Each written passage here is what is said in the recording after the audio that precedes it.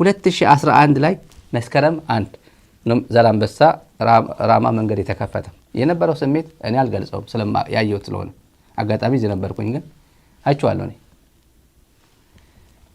አማርኛ ትግርኛ የማይሰሙ በደስታ እየተቃቀፉ ሲተቃቀፉ እንደማየት የሚያስደስት ነገር የለም ምሽጉን አፍርሰን በዚህ በኤርትራ በኩልና በኢትዮጵያ በኩል የነበሩ ወታደሮች ፊታቸው ሲታይ እንዴት እንደሚያሳዝኑ አብይ እኮ ነው ፊታቸው ሲታይ እንዴት እንደሚያሳዝኑ ያለ እድሜያቸው አርጅተው በቃ ሰላማዊ እኮ እንዴት ምሽግ ላይ ይሁን ለአመት ይኖራል እኮ 20 አመት ሙሉ እንዴት ምሽግ ላይ ይኖራል ፊታቸው ጋርጥቶ እድሜያቸው በቃ እንትን አድርገው እዚያ ያሳልፈው ምናምንና በቃ ምሽጉን አፍርሰን በጋራ ዳስ ጥለን አዲስ አመት አከበርን ሰላምን ሰው ጠልቶ ለምንድን ነው ጦርነት የሚመርጠው ይላል ሰላምን እንዴት ሰው ይጣላል ለምንድን ነው ሰው ጦርነት የሚመርጠው ሰው ለምን ጦርነትን ይመርጣል የሚለው ጥያቄ ከሱ ነው የምትወስዱት እና አሁን ካልኩት ነገር ወደ 7 አመት ወደ ኋላ ተመልከቱ ከዛ በኋላ 1 ሚሊዮን የትግራይ ህዝብ አልቋል ሰው ለምንድን ነው ጦርነት የሚመርጠው ይያለ በዚህ ሰውዬ 1 ሚሊዮን የትግራይ ህዝብ አልቋል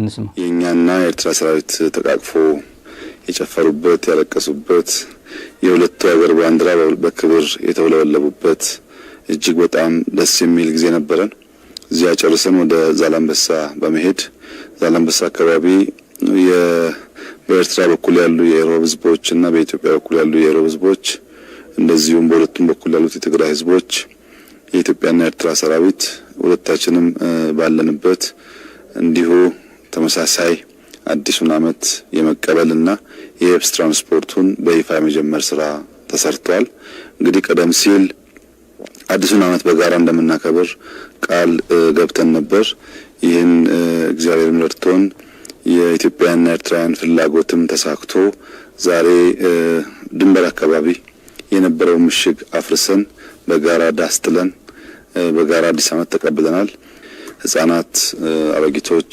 ወታደሮች አማርኛ የማይሰሙ ትግርኛ የማይሰሙ ሰዎች በደስታ ምን ያክል እንዳነቡ ስናይ ሰላምን ሰው ለምንድን ነው ጠልቶ ወደ ጦርነት የሚገባው የሚል ጥያቄ እንድናነሳ ያደርጋል የሁለቱ ባንዲራ እኩል ሲውለበለቡ ስናይና ሁለቱን ባንዲራ ከጦርነት ውጭ ከጸብ ውጭ ከጥላቻ ውጭ በፍቅርና በሰላም እኩል እንዲውለበለቡ ማድረግ የሚያስችል ብቃትና ሞራል ይያለ በተቃርኖ የተሰራው ስራ አሳዛኝ ነው ይህ አሳዛኝ ስራ የምናላዝንበት መሆን የለበትም ግን ትምህርት መወሰድ አለበት እንግዲህ ተመልካቾች ይሄ ሰውዬ በዚህ ዩኒፎርም ለብሶ ሲቪል ነው የሀገር ጠቅላይ ሚኒስትር ነው ኖቤል ፒስ ፕራይዝ አሸናፊ ነው እንደዚህ ብሎ በቃ ለሰላም እጁ የዘረጋ እንደዚህ እንዴት ሰው ጦርነት ይመርጣል ተመልከቱ ፊቱ እንዴት ሰላምን ትቶ እንዴት ጦርነት ይመርጣል ሰው ነው ያለን ትምህርት መውሰድ አለብን ያለው እኛም ትምህርት ወስደናል እኔ በግሌ ትምህርት ወስጃለሁ ስንከታተለው የነበረን ሰዎች ለነበር ማለት ነው እና ትምህርት ወስደናል አብይ በመከረን መንገድ ማለት ነው የነገ ሰላማችን ደግሞ ምርጫችን እናስከብራለን የነገ ሰላም ይሄ የሚለው አካባቢ ይሄ ዛላምበሳ ብሎ የቀለደበት አካባቢ እንዴት ሰው ሰላምን ትቶ ጦርነት ይመርጣል ይያለ ያላገጠበት ከዚህ ላይ ሰን ወስደን ነገ እኩያችን ፈልጋለን የኔ ጥረት እሱ የሰላም እኩያ ሰላም ይሄ አካባቢ እንዴት ብሎ ይኖር አጼ ሚኒሊክ ጀምሮ ሚኒሊክ ስንት አመታቸው ነው የጣሊያን ጊዜ ይሄ አካባቢ ስንት አመት ነው የተረበሸው እስከ መቼ ነው ይሄ አካባቢ የጦርነት አውደማ የሚሆነው ማንንም 4 ኪሎ በተቀመጠ ቁጥር ማንንም ትግራዋይም ይቀመጥ መለስ ተቀምጦ ነበር ኮዛ ላይ መለስ ተቀምጦ ነበር ከዛ ምን አለ አንድ ቤት ጥያቄው ኢን ፕሪንሲፕል የመለስ እንትን የነበረው ምንም ችግር አልነበረው አንድ ቤት ለሁለት የሚከፍል ከሆነ በዲማርኬሽን የቨርቹዋል ዲማርኬሽን ሲታረቅ ቨርቹዋል ዲማርኬሽኑ አንድ ቤት ዝም ብሎ አያውቁትም እቺማ የእንትና ቤት ነች እንትና ቤት ነች ብሎ ዘሄግ ኔዘርላንድ ያለው አያውቁም ቨርቹዋል እንትን ነው የሚሰራው ከዛ ቁጭ ብለን የምትነጋገረው ለአካባቢው ህብረተሰብ ተብሎ ተወርደና ወደታች ያቺ ዛፍ ወደ አንተ ትሁን ያቺን ቤት ወደዚህ አርጋት ምናምን ምክንያቱም አንድ ቤት ለሆነ ለሁለት የሚከፍል ከሆነ ይደብራል በቃ በጣም ከባድ ነው ይሄ እኮ ብዙ ሰው ውሸት የሚመስለው አለ እኮ ውሸት የሚመስለው አለ። ቤተክርስቲያን ለሁለት የቤተክርስቲያን አጥር ለሁለት ሊከፍል ይችላል። እና ወደዚህ እናድርገው ሲባል በኤርትራ በኩል ሞቻ አድራለሁ ሲል ነው ኦኬ እንክፈለው በቃ እንሂድ ወደ መሬት ይባል ነበር። የሁለቱ ግትርነት በኤርትራም በአዲስ አበባ የነበረው ግትር የሆነ አመለካከት ግን ዛሬ ቆስሎ እዚህ ድረስ መጣ። አሁን በዘሄግ የመጨረሻ ዲማርኬት የተደረገው እሱ ነበር። ትልቅ ውጤት ነበር። ለሰላማዊ ሲባል በቃ ፋይናል ባይንዲንግ ቢሆን ምን ችግር የለበት ከነ ለህግ ተገዢ ከሆነ ማለት ነው። ለህግ ተገዢ ነው በቃ አለቀ ብሎ ፈርሟል። ተፈራርሟል። ፋይናል ባይንዲንግ ብሎ መፈረም ነበረበት አልነበረበትም? እሱ ሌላ ጥያቄ የሞተ ጉዳይ ስለሆነ ነው። ከሆነ አይቀር ግን ወደ መሬት ማውረድ ነው። አሁን ዛሬም ድረስ አልወረድም። ዲማርኬሽኑን ተናርጓል። አብይ አሁን በአልጀር ስምምነት መሰረት ከሆነ ይውሰደው ያለው መሬት ላይ በአልጀር ስምምነት ይውሰደው ተብሎ ዲማርኬት አይደረግም። አብይ ይህችን ቋንቋ ይፈልጋታል። እቺ ነገር በእንጥልጥል እንድታልፍ ዝም ብላ እንድትቆይ ይፈልጋታል። ዓለም አቀፍ እንትን የሚመለከታቸው ጠርቶ ልክ ካሜሩንና ናይጄሪያ መጥተው ዲማርኬት እንዳደረጉ መሬት ላይ ወርደው ዲማርኬት ያደረጉት መታችሁ ችካን ተናርጋችሁ ጨርሱልኝ ብሎ አብይ አሁን ጥሪ ማድረግ አይችልም። ጥሪ ማድረግ የሚችለው ኤርትራ ብቻ ነች አሁን የምትችለው። እነሱም አላደረጉ ይዘናል በቃ በኃይል ይዘናል ብለው ባለው ሲደንሱበት ነበራል። ባለፈው ዲማርኬት አልተደረገ መሬት ፋይናሊ ግን አይደለም። አብይ የሚፈልገው በምክንያት ነው። ሌላ ጊዜ ለጦርነት ስለሚፈልገው ነው።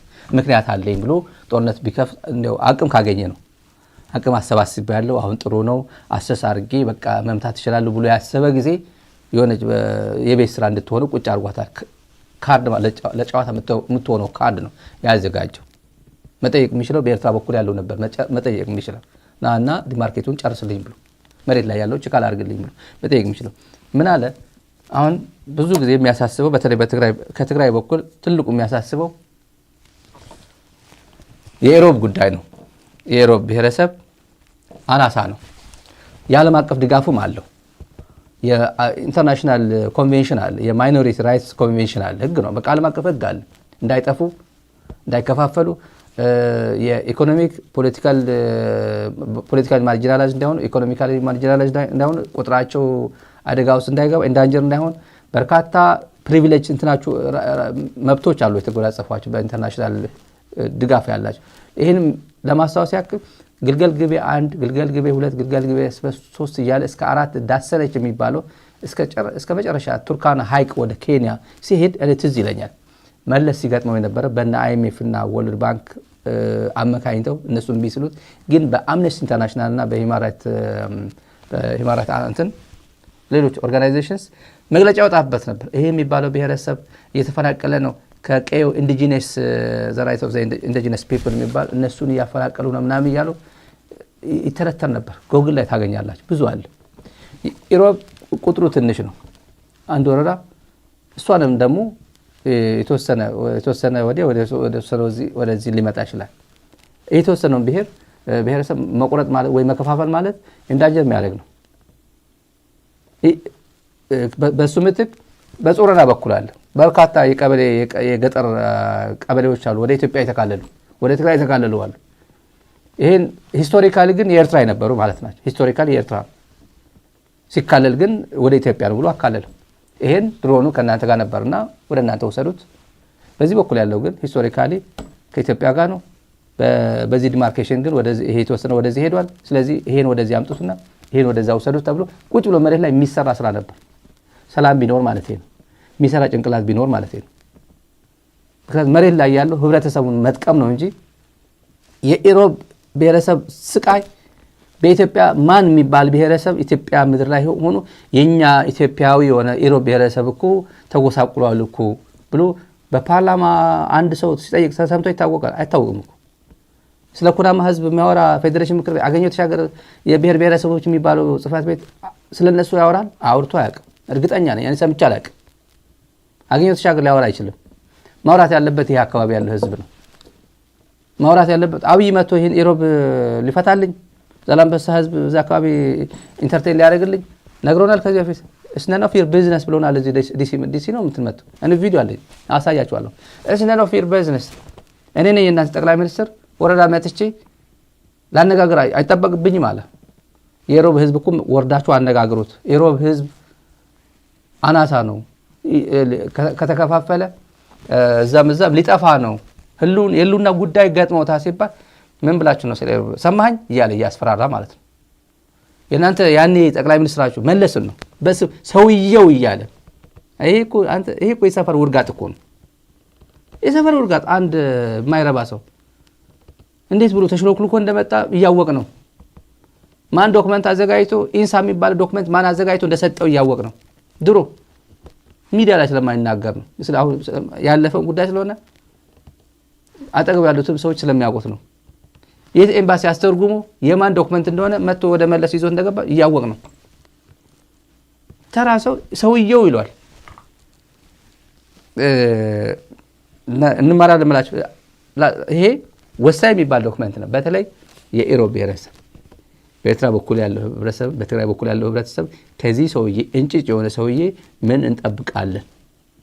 ምን እንደሚፈልገው ምን አገባችሁ? ስለ ድንበር ጉዳይ ከኢሳያስ ጋር አወራው ማውራት አልፈልግም።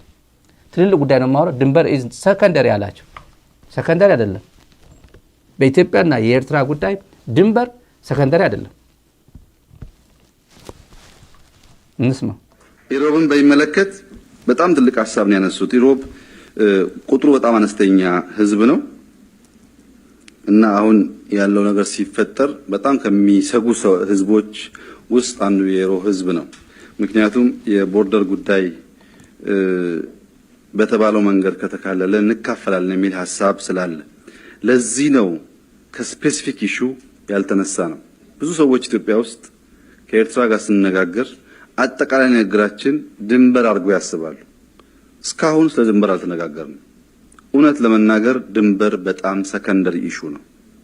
ዋናው ኢሹ ህዝቦች ከህዝቦች ጋር ባልና ሚስት ልጅና አባት የሚገናኙበትን አውድ ከፈጠርን በኋላ ቅድም እንዳልኩት በረጋ መንፈስ ይሄ መስመር ቢበጅ ቢለው ቀላል ነው የሚሆነው።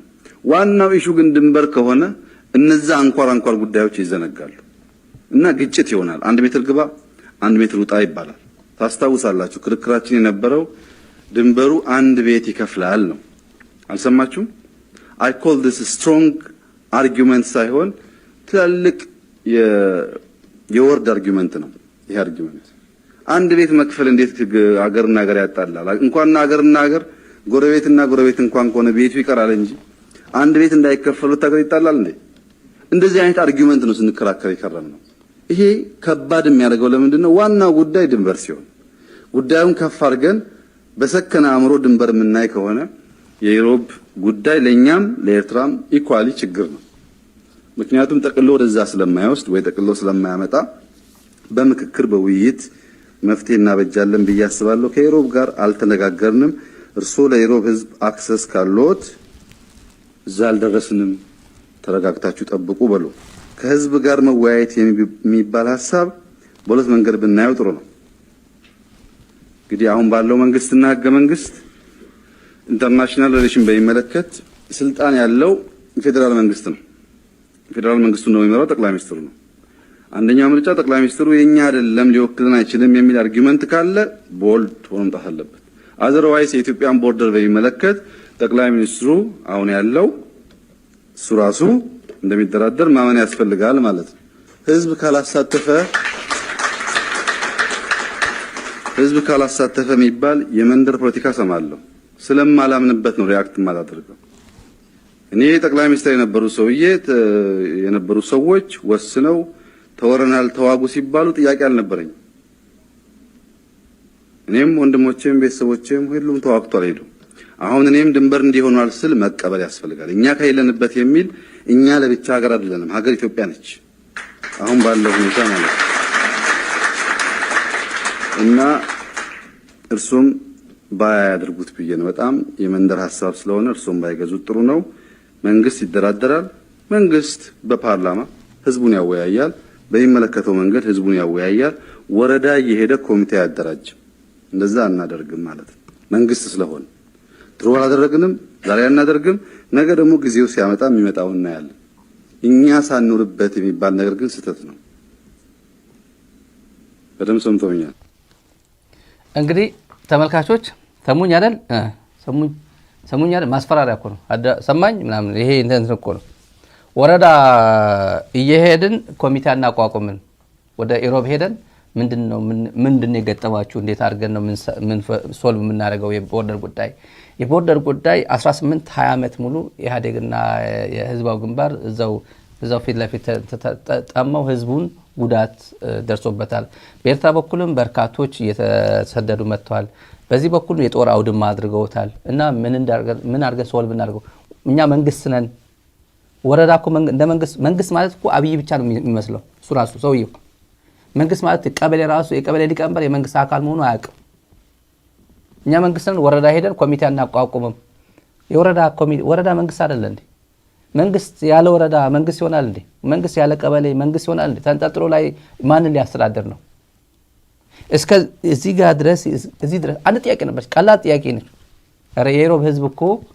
መፍትሄ ስጡት ዲማርኬሽን ስትሰሩት ምን ልታረጉት ነው ጥቂት ነው እንደገና እዚህ ለሁለት ልከፍሉት ነው ወይ ብሎ ጠየቁት ምን አገባ ይሄ ጠቅላይ ሚኒስትር የነበረ ሰውዬ አለው መለስ የሚመስል ፊሎሶፈር የሀገር መሪ ትልቅ ሰው በአብይ አንደበት እንኳን እንደዚህ አይነት እኔ በእውነቴን ነው በጣም ቃላት ያንሰኛል ምን አይነት ሰው የነበረው ስካር እኮ ነው አሁን የበለጠ እንትን ሞቅ ብሎታል ግን ከዚህ ነው የሚጀምረው ስለዚህ የትግራይ ህዝብ ምን ይዋጣው ነው ምን ያድርግ ነው ዛላምበሳ ሄዶ ጦርነት ምንድነው ሰላም ይያለ እንዴት ነው ጦርነት ሰው የሚመርጠው ብሎ አላግጦ ትግራይ ህዝብ ፈጅቶ አሁን ዛላምበሳ ነው ኢሮብ ነው ባድመ ነው አያገባኝም ብሎ ላፍ ብሎ ወደ አዲስ አበባ ሄደ ሸለፈታም ነው የሚመለከተኝ ሸኔ ነው የሚመለከተኝ ያለ አዲስ አበባ ማላገጥ ጀመረ ኮሪደር ነው ልማት ኮሪደር ነው ምናምን ይያለ መስሆብ ምናምን ይያለ ያላግጣል ይሄ ህዝብ አባንደን አድርጎታል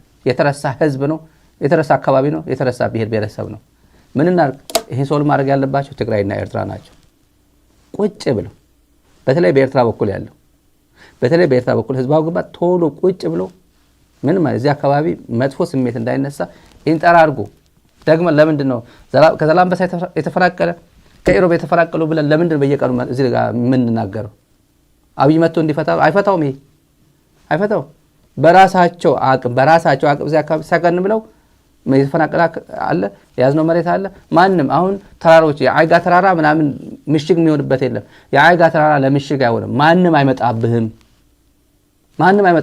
ለቀብት ምንም ችግር የለበትም ማንም አይመጣብህም ለስትራቴጂክ ነው ያስኩት ይሄ ተራራ ይሄን አፈራቀልኩት ምናምን ብሎ ይሄ እንደ ምክንያት ለሌላ ጊዜ መሬቱን ኦኩፓይ ለማድረግ እንደ ምክንያት ካልሆነ በስተቀር እዚህ አካባቢ መጥቶ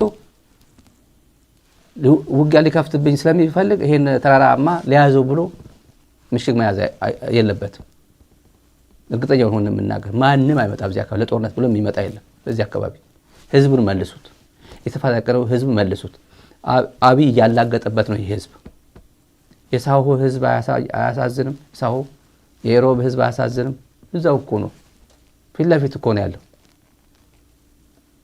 በጸሮና በዛላምበሳ ያለ ይሄን ሁሉ ህዝብ ማንም ለሃጫም እየመጣ ማንም እየቀለደ እንደዚህ አንዴ ዩኒፎርም ይዞ ይመጣል አርጎ ይመጣል አንዴ ምን አገባ ያንንተ የነበረው ጠቅላይ ሚኒስትር ምናምን እኔ ነኝ ጠቅላይ ሚኒስትራችሁ እኔ ዝም ብለህ ትቀበላለህ እያለ የዛሬ 7 ዓመት ሙሉ ያላጋጠበት አካባቢ ነው እድሜ ልኩ በጦርነት ተወጥሮ የጦርነት ሜንታሊቲ እንዲኖር አድርጎት ነው ማለፍ የሚፈልገው ሰውዬ ኢግኖር አድርጎ ለስሙ የኢትዮጵያ አካል ነው ትግራይ የኢትዮጵያ አካል ነው ይሄ ህዝብ ኢትዮጵያዊ ነው ይላል ይሄን አድርግለት ማቆ ነገር የለም እስከ መቼ ነው ቆራጥ መሆን አለበት ይሄ አካባቢ ይሄ ህዝብ ቆራጥ መሆን አለበት ሊደርሺፕ ላይ ኮሚትመንት ፉል ኮሚትመንት መኖር አለበት ልፍስፍስ ስትሆን ነው አብይ መጥቶ የሚጫወትብህ ጠንከር ብለህ ቆፍጠን ያለ ሊደርሺፕ ስታይ ቆፍጠን ያለ ዲሲዥን ስታሳየው መጥቶ ይከተልሃል ጌታዬ ምን ላድርግልህ ምን ልርዳ ምን ላሟላ ምን ምናምን ነው የሚል ቆፍጠን ያለ ስራ ስትሰራ ልክስክስ እንደዚህ ዝም ብሎ እንትን ኮስማና ስትሆን ማንም ነው የሚያላግጥብህ 7 ዓመት ሙሉ ምን አገባችሁ የኢሮብ ህዝብ ምናምን ብሎ ያላገጠው ጠንካራ እንትን ቢኖር ኖሮ እንደዚህ ያላግጥብንም ነበር